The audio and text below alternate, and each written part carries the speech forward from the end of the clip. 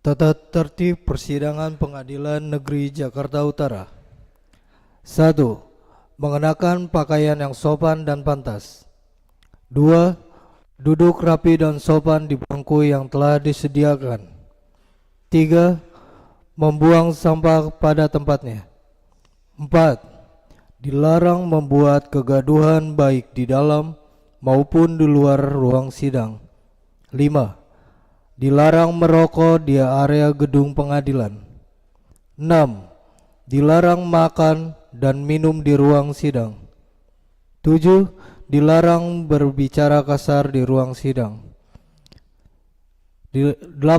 Dilarang keluar masuk ruang sidang untuk alasan yang tidak perlu. 9. Dilarang membawa senjata api, senjata tajam, bahan peledak, atau alat maupun benda apapun yang dapat membahayakan keamanan sidang. 10. Dilarang menghina hakim atau majelis, aparatur pengadilan, para pihak, saksi, dan atau ahli. Demikian yang dapat kami sampaikan agar dapat diperhatikan. Majelis hakim memasuki ruang sidang. Hadirin dimohon berdiri.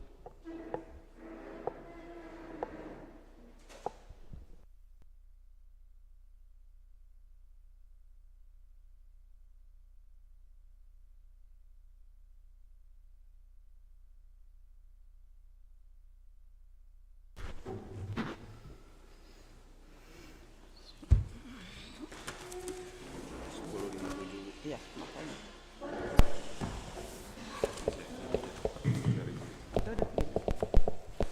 Bisa kita mulai ya? Kita mulai. Baik. Sidang perkara nomor 1057 pidana khusus 2024 PN Jakarta Utara atas nama terdakwa Dr. H. Rasman Arif Nasution SASAG MA PhD kami nyatakan dibuka dan terbuka untuk umum. Silakan penuntut umum mengajukan terdakwa ke depan persidangan. Terima kasih Yang Mulia. Terdakwa Dr. Haji Rasman Arif Nasution, SHSAG MA PhD, silakan.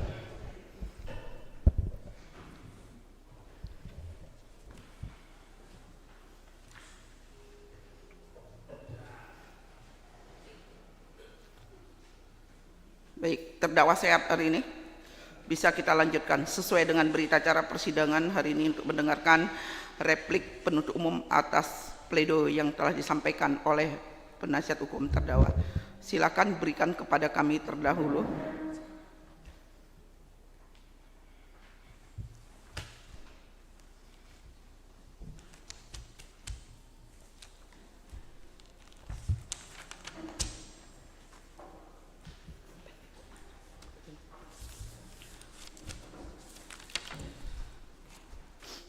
Baik, silakan penuntut umum dibacakan. Terima kasih Yang Mulia, tapi sebelumnya mohon berkenan kami tidak membacakan semuanya Yang Mulia. Baik, silakan. Nanti kasih tahu halaman yang saudara bacakan saja. Baik, lanjutkan.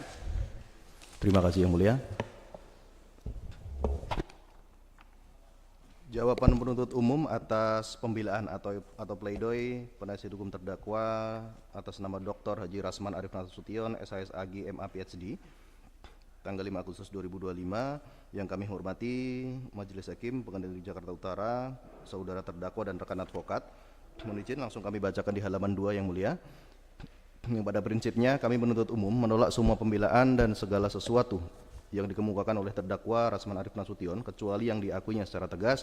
Setelah kami membaca nota pembelaan atau pledoi, diketahui terdakwa Rasman Arif Nasution telah memulai pembelaan dengan pengulangan materi dalam nota keberatan atau eksepsi tanggal 24 Desember 2024 sebagai berikut. 1. Keberatan kewenangan mengadili atau kompetensi relatif dengan alasan Kejaksaan Negeri Jakarta Utara tidak berwenang melakukan penuntutan dan Pengadilan Negeri Jakarta Utara tidak berwenang mengadili perkara ini. Seharusnya Kejaksaan Negeri Jakarta Selatan yang berwenang melakukan penuntutan dan Pengadilan Negeri Jakarta Selatan yang berwenang mengadili perkara ini.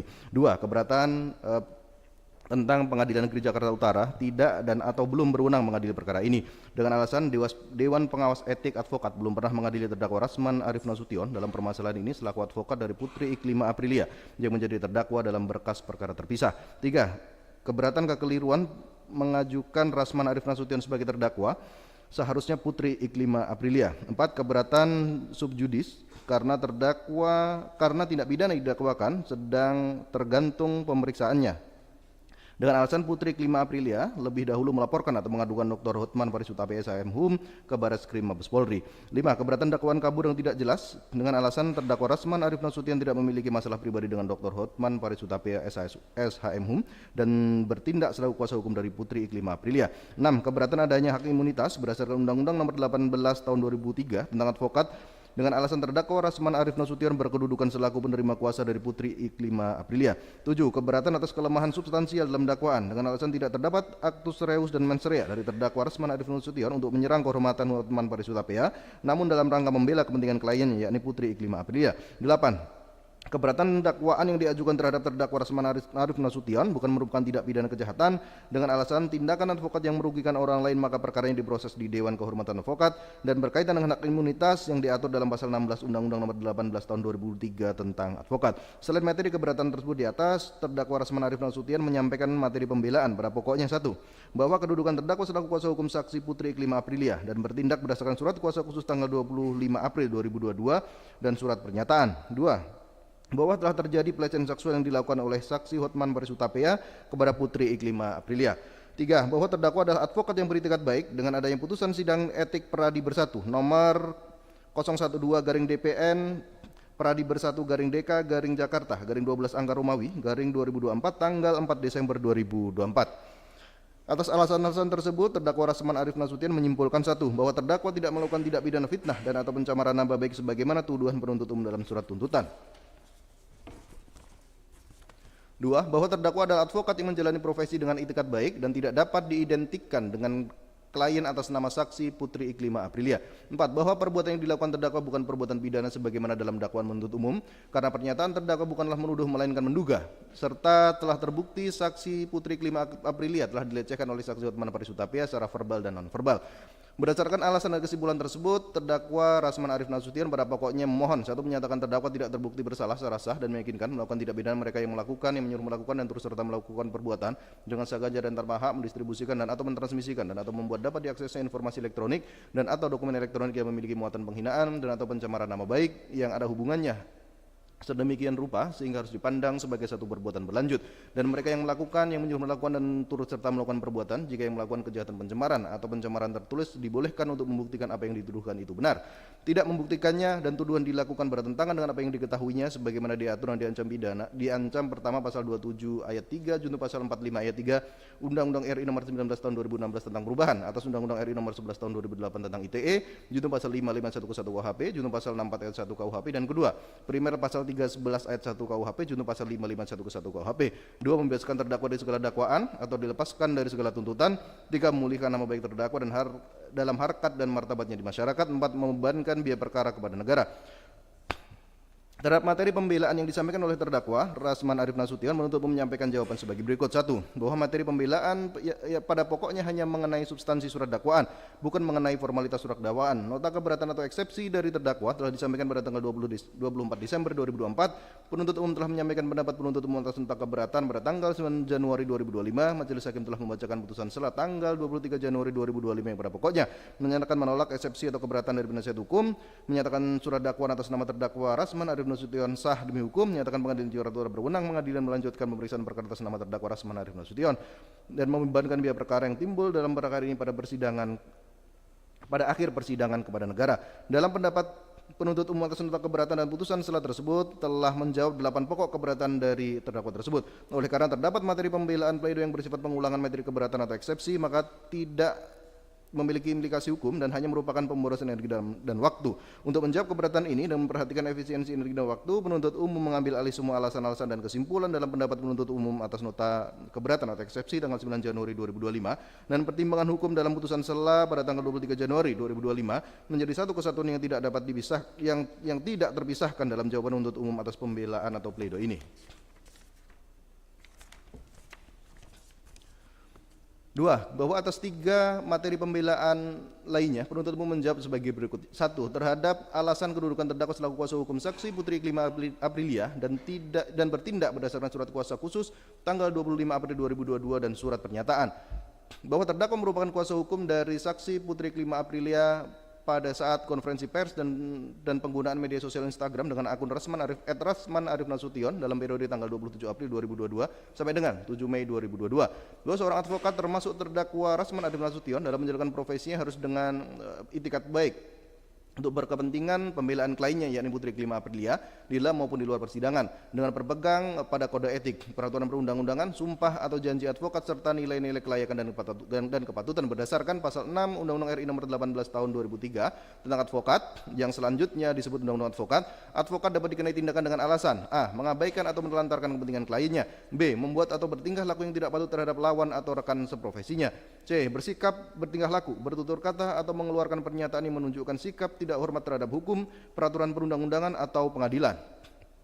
D. Berbuat hal-hal yang bertentangan dengan kewajiban, kehormatan atau perbuatan tercela. F. Melanggar sumpah atau janji advokat dan atau kode etik profesi advokat. Pasal 15 Undang-Undang Advokat menyatakan advokat bebas dalam menjalankan tugas profesinya untuk membela perkara yang menjadi tanggung jawabnya dengan tetap berpegang pada kode etik profesi dan peraturan perundang-undangan. Penjelasan pasal 16 Undang-Undang Advokat menyatakan yang dimaksud dengan itikat baik adalah menjelaskan tugas profesi demi tegaknya keadilan berdasarkan hukum untuk membela kepentingan kliennya. Bahwa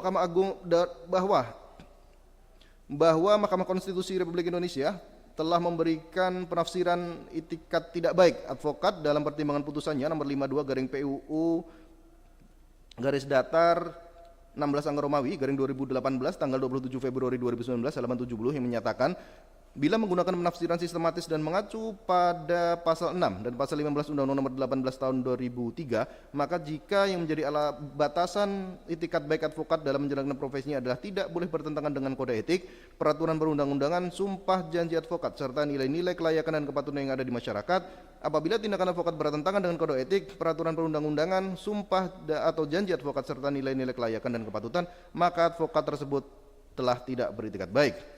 Bahwa hak imunitas dari advokat berdasarkan undang-undang advokat tidaklah serta-merta membuat terdakwa selaku advokat menjadi kebal terhadap hukum tanpa syarat.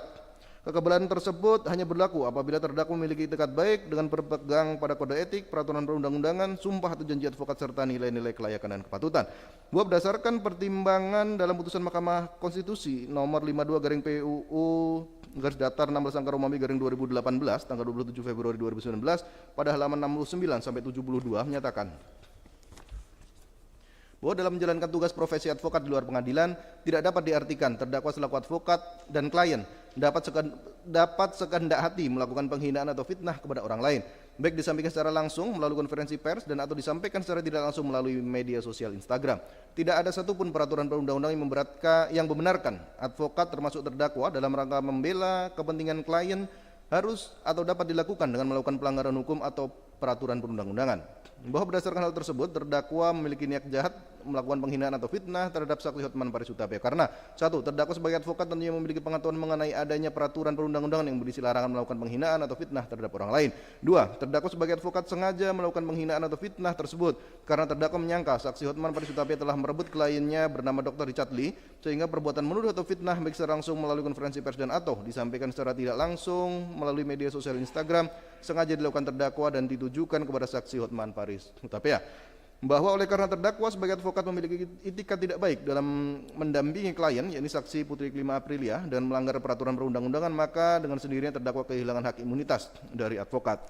2. Terhadap alasan telah terjadi pelecehan seksual yang dilakukan oleh saksi Hotman Paris Hutapea kepada saksi Putri Kelima Aprilia. Jawaban penuntut umum bahwa sebelum menanggapi materi pembelaan dengan alasan kedua di atas, terlebih dahulu penuntut umum menyatakan keberatan dari sisi formil atas digunakannya tanggapan layar yang dinyatakan terdakwa sebagai percakapan WhatsApp antara saksi Hotman Paris Hutapea dengan saksi Putri Kelima Aprilia pada tanggal 5 April 2022 dan 7 Maret 2022. Karena terdakwa sama sekali tidak pernah menghadirkan telepon seluler yang menyimpan data atau dokumen elektronik untuk mendukung alibinya, sehingga kami meragukan keaslian dari tangkapan layar tersebut. Sesuai dengan doktrin Freed from the Poissus, maka tangkapan layar tersebut tidak dapat digunakan sebagai alat bukti dalam perkara ini, sehingga harus dikesampingkan. Dari sisi material, penuntut umum berpendapat tangkapan layar sama sekali tidak menunjukkan bukti pelecehan yang dilakukan oleh saksi Hotman Paris Hutapea terhadap saksi Putri Kelima Aprilia. Terdakwa kenyataannya tidak melakukan validasi atau pengujian ulang atau analisis perkara dan data secara mendalam atas tangkapan layar atau screenshot tersebut. Bahwa pernyataan terdakwa menyatakan telah terjadi pelecehan seksual yang dilakukan oleh saksi Hotman Paris Hutapea kepada Putri Iklima Aprilia, namun hal tersebut tidak didukung alat bukti, termasuk keterangan saksi Putri Iklima Aprilia di persidangan yang bertolak belakang dengan alibi terdakwa. Bahwa berdasarkan fakta di persidangan, saksi Putri Iklima Aprilia tidak pernah menceritakan kepada terdakwa perihal perlakuan saksi Hotman Paris Hutapea terhadap asisten pribadinya. Saksi Putri Iklima Aprilia tidak pernah memberikan penjelasan kepada terdakwa mengenai dugaan kelainan seksual yang dimiliki oleh saksi Hotman Paris Hutapea, dan hal tersebut merupakan kesimpulan sepihak dari terdakwa. Saksi Putri Iklima Aprilia juga tidak pernah menyatakan kepada terdakwa yang menyatakan dirinya pernah diminta untuk memuaskan birahi saksi Hotman Paris Hutapea, dan juga tidak pernah menyatakan saksi Hotman Paris Hutapea memiliki kelainan seksual. Bahwa alasan terdakwa menyatakan telah terjadi pelecehan dengan mendasarkan dari bukti percakapan antara Hotman Paris Hutapea dengan Putri Iklima Aprilia pada tanggal 5 Maret 2022 dan 7 Maret 2022 dengan sendirinya terbantahkan dengan rangkaian kebersamaan antara saksi Putri Iklima Aprilia dan Hotman Paris Hutapea pada waktu setelah itu sebagai berikut. Pada tanggal 10 Maret 2022, saksi Hotman Paris Hutapea mengajak saksi Putri Iklima Aprilia untuk syuting di acara Trans TV di Trans Mall Bintaro. Pada syuting tersebut, hubungan di antara keduanya dalam keadaan mesra. Selesai kegiatan syuting, kemudian keduanya makan sushi di Mall Bintaro.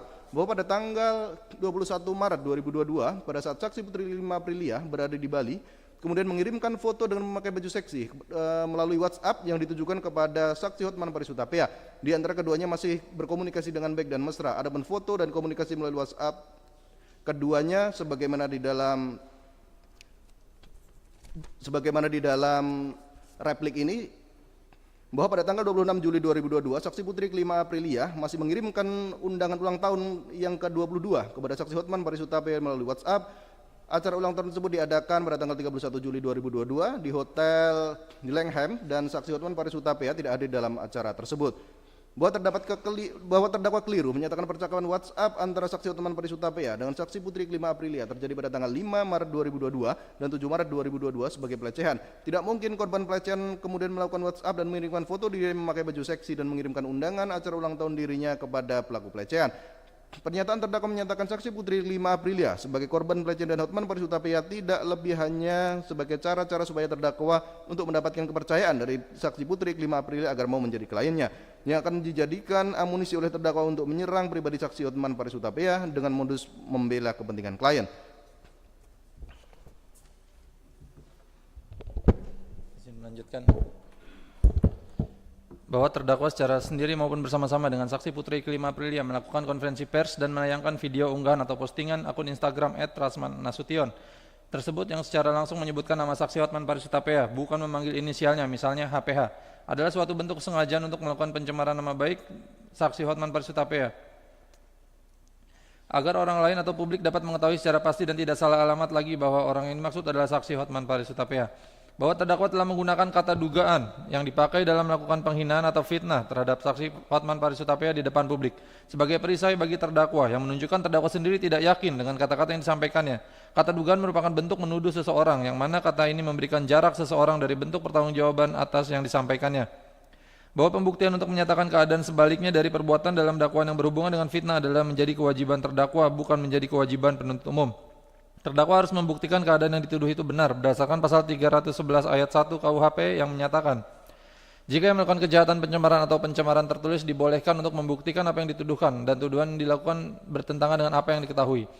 Bahwa selama persidangan terdakwa tidak dapat membuktikan keadaan yang dituduhkan itu benar sehingga sama sekali tidak dapat menguraikan korelasi perbuatannya dengan demi kepentingan umum atau karena terpaksa untuk membela diri sebagaimana diatur dalam pasal 312 ayat 1 KUHP. Bahwa oleh karena itu, kedekatan saksi Hotman Paris Hutapea dengan saksi Putri Iklima adalah tidak berdasarkan paksaan. Saksi Hotman Paris Hutapea tidak melakukan perbuatan pelecehan di dalam mobil, tidak menampar di dalam mobil, tidak melakukan pelecehan fisik, verbal dan non-verbal terhadap saksi Putri Iklima Aprilia, dan saksi Hotman Paris Hutapea tidak memiliki kelainan seksual. Di samping itu, tuduhan yang dikatakan oleh terdakwa kepada saksi Hotman Paris Hutapea tidak dapat dibuktikan kebenarannya sampai tahap persidangan oleh terdakwa. Tidak satupun alat bukti yang mendukung alibi terdakwa. Bahwa dalam kesempatan ini perlu disampaikan jurisprudensi yang relevan diterapkan dalam perkara ini dalam putusan Mahkamah Agung nomor 37K/KR/1957 tanggal 21 Desember 1957 yang menyatakan bahwa tidak diperlukan adanya animus injuriandi atau niat kesengajaan untuk menghina. Apalagi tuduhan yang disampaikan terdakwa dan saksi Putri Iklim Aprilia ditujukan kepada saksi Hotman Paris Hutapea tidak dapat dibuktikan kebenarannya oleh terdakwa sampai akhir tahap persidangan, maka perbuatan terdakwa dan saksi Putri Iklim Aprilia memenuhi kualifikasi sebagai fitnah. 3. Terhadap alasan terdakwa adalah advokat yang bertekad baik dengan adanya putusan sidang Dewan Etik Pradi Bersatu nomor 12 DPN Pradi Bersatu DK Jakarta 2024 tanggal 4 Desember 2024. Jawaban penuntut umum bahwa terdakwa Rasman Arif Nasution merupakan advokat yang beretikat tidak baik dalam mendampingi klien saksi Putri Iklim Aprilia sebagaimana telah diuraikan dalam jawaban penuntut umum atas pembelaan pledoi pada halaman 4 sampai dengan 6. Dengan memperhatikan efisiensi energi dan waktu, uraian penuntut umum tersebut di atas menjadi satu kesatuan untuk menjawab substansi materi pembelaan pledoi dengan alasan ketiga ini. Bahwa disampaikan kewenangan Dewan Kehormatan Organisasi Advokat atau DKOA adalah terkait dengan penegakan nilai-nilai moral yang melekat pada profesi advokat, kode etik profesi advokat, sehingga dalam konteks memberikan penilaian terhadap itikat baik yang berhubungan dengan perbuatan hukum yang dilakukan oleh advokat pidana maupun perdata bukanlah merupakan kewenangan DKOA, akan tetapi merupakan kewenangan aparat penegak hukum lain, dalam hal ini polisi, jaksa, dan hakim. Bahwa pendapat penuntut umum tersebut sejalan dengan pertimbangan dalam putusan Mahkamah Konstitusi RI nomor 113/PU-DATAR-XXI-2023 tanggal 29 November 2023 pada halaman 52 yang menyatakan berdasarkan pertimbangan hukum mahkamah di atas yang juga telah dikutip dalam putusan Mahkamah Konstitusi RI nomor 108/PUU-DATAR-XXI-2023 yang diucapkan dalam sidang pleno terbuka untuk umum pada tanggal 31 Oktober 2023, jelas bahwa pendirian mahkamah terkait dengan proses penegakan etik yang sedang berlangsung yang dilakukan oleh DKOA tidak menghentikan proses pemeriksaan yang dilakukan oleh penegak hukum dan tetap harus dilakukan sesuai dengan peraturan perundang-undangan yang berlaku. Dengan demikian, antara proses penegakan etik dan penegakan hukum terkait dengan adanya dugaan tindak pidana atau perbuatan melawan hukum yang dilakukan oleh advokat dapat berjalan secara simultan maupun terpisah tidak dalam waktu yang bersamaan. Adapun proses penegakan yang berlangsung semuanya tunduk pada asas praduga tidak bersalah, sebagaimana ketentuan pasal 8 ayat 1 Undang-Undang RI nomor 48 tahun 2009 tentang kekuasaan kehakiman yang menyatakan setiap orang yang disangka, ditangkap, ditahan, dituntut, atau dihadapkan di depan pengadilan wajib dianggap tidak bersalah sebelum ada putusan pengadilan yang menyatakan kesalahannya dan telah memperoleh kekuatan hukum tetap. Maka kewenangan DKOA adalah terkait dengan penegakan nilai-nilai moral yang melekat pada profesi advokat, sehingga dalam konteks memberikan penilaian terhadap itikat baik yang berhubungan dengan perbuatan hukum yang dilakukan oleh advokat, pidana maupun perdata, bukanlah merupakan kewenangan DKOA, akan tetapi merupakan kewenangan aparat penegak hukum lain, polisi, jaksa, dan hakim. Bahwa terdakwa tidak dapat menjadikan putusan sidang Dewan Etik Pradi Bersatu nomor 12 tanggal 4 Desember 2024 sebagai perisai untuk menghindari pertanggungjawaban pidana, karena Dewan Etik Pradi Bersatu tidak memiliki wewenang melakukan penilaian terhadap itikat baik yang berhubungan dengan perbuatan hukum yang dilakukan oleh advokat, baik dalam perkara pidana maupun perdata. Bahwa selama persidangan perkara ini terdakwa sama sekali tidak mampu menghadirkan Dewan Etik Pradi Bersatu sebagai saksi atau ahli yang meringankan. Tentu hal tersebut menunjukkan anggota Dewan Etik Pradi Bersatu cenderung menghindar atau tidak ingin terlibat lebih jauh melakukan pembelaan terhadap terdakwa di persidangan di Pengadilan Negeri Jakarta Utara, yang disadari akan menyajikan fakta-fakta, pembuktian atau pembelaan dan analisa hukum yang lebih utuh dari kedua belah pihak, baik penuntut umum maupun terdakwa, dibandingkan pemeriksaan etik yang dilakukan secara sepihak oleh internal organisasi advokat Pradi Bersatu tanpa mendengarkan pihak saksi Hotman Paris Hutapea atau pihak lainnya yang berseberangan pendapat. Bahwa putusan sidang Dewan Etik Pradi Bersatu nomor 12 tanggal 4 Desember 2024 yang dijadikan perisai oleh terdakwa untuk menghindari pertanggungjawaban pidana tentu dapat ditinjau ulang dalam hal terdakwa dinyatakan bersalah berdasarkan putusan pengadilan yang telah berkekuatan hukum tetap. Hal ini harus dilakukan untuk menjaga kredibilitas dan nama baik organisasi advokat Pradi Bersatu. Mengingat advokat dari kantor hukum Rasman Arif Nasution telah keliru memahami hukum pidana, hukum acara pidana, dan peraturan-peraturan terkait lainnya, adalah wajar melakukan sesat pikir atau logical fallacy dalam melakukan pembelaan atau pledoi. Perlu disampaikan, kami memahami kondisi terdakwa Rasman Arif Nasution yang memberikan keterangan di muka persidangan dalam keadaan tanpa disumpah, dihubungkan dengan kondisi terdakwa berpendidikan melebihi masyarakat umumnya dan memiliki pengetahuan lebih dalam advokasi hukum. Tentu menggunakan kesempatan ini sebaik-baiknya dengan berbagai cara untuk mendapatkan kebebasan atau setidaknya meringankan hukuman. Pada kesempatan ini penuntut umum sampai kesimpulan yang sebagai berikut. 1. Bahwa terdakwa Rasman Arif Nasution telah melakukan perbuatan, mereka yang melakukan, menyuruh melakukan, dan turut serta melakukan perbuatan dengan sengaja tanpa hak mendistribusikan dan atau mentransmisikan dan atau membuat dapat diaksesnya informasi elektronik dan atau dokumen elektronik yang memiliki muatan penghinaan dan atau pencemaran nama baik yang ada hubungan sedemikian rupa sehingga dipandang sebagai suatu perbuatan berlanjut, dan mereka yang melakukan, yang menyuruh melakukan dan turut serta melakukan perbuatan jika melakukan kejahatan pencemaran atau pencemaran tertulis dibolehkan untuk membuktikan apa yang dituduhkan itu benar, tidak membuktikannya dan tuduhan dilakukan bertentangan dengan apa yang diketahui, melanggar pasal ke-1, pasal 27 ayat 3 junto pasal 45 ayat 3 Undang-Undang Nomor 11 2008 tentang informasi dan transaksi elektronik sebagaimana telah diubah dengan Undang-Undang Nomor 19 tahun 2016 tentang perubahan atas Undang-Undang Nomor 11 tahun 2008 tentang informasi dan transaksi elektronik, junto pasal 55 ayat 1 ke 1 KUHP, junto pasal 6 ayat 1 KUHP, dan kedua primer pasal 311 ayat 1 KUHP, junto pasal 55 ayat 1 ke 1 KUHP. 2. Bahwa nota pembelaan atau pledoi dari terdakwa Rasman Arif Nasution tidak memiliki alasan hukum untuk dapat diterima. Berdasarkan uraian-uraian tersebut di atas, dengan penuh kerendahan hati, penuntut umum memohon kiranya Majelis Hakim Pengadilan Negeri Jakarta Utara yang memeriksa dan mengadili perkara atas nama terdakwa Rasman Arif Nasution berkenan memutuskan dalam putusan sebagai berikut. 1. Menolak nota pembelaan pledoi atas nama terdakwa Rasman Arif Nasution. 2. Nota pembelaan pledoi tersebut tidak memiliki alasan hukum dan harus dikesampingkan.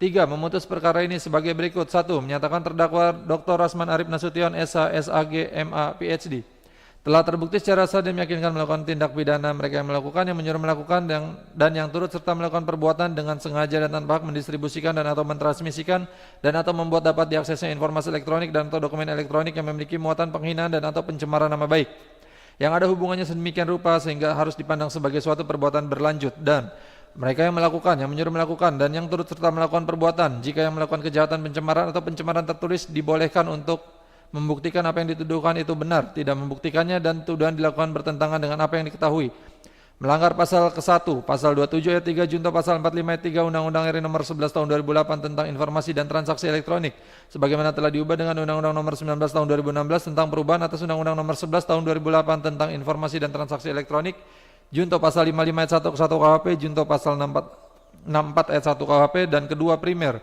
pasal 300 junto pasal 55 ayat 1 ke 1 KUHP. 2. Menjatuhkan pidana oleh karena itu dengan pidana penjara selama 2 tahun dan denda sebesar 200 juta rupiah dengan ketentuan apabila denda tersebut tidak dibayar maka diganti dengan pidana kurungan selama 2 bulan. 3. Memerintahkan supaya terdakwa ditahan.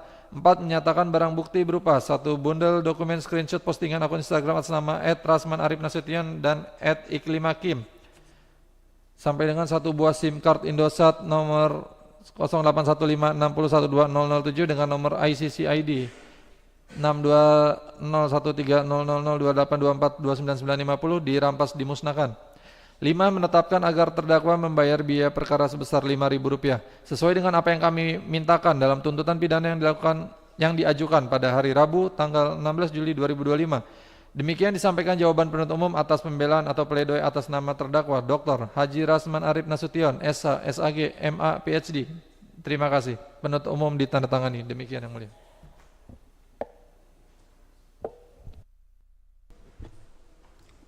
Berikan 1. Sudah. Baik ya, sudah sama-sama mendengar replik yang diajukan oleh penuntut umum. Berikutnya, apakah saudara penasihat hukum masih akan mengajukan duplik atas replik yang dibacakan tadi? Baik, terima kasih yang mulia. Kami dari penasihat hukum akan mengajukan duplik. Mohon izin untuk memberikan kesempatan selama 1 minggu yang mulia.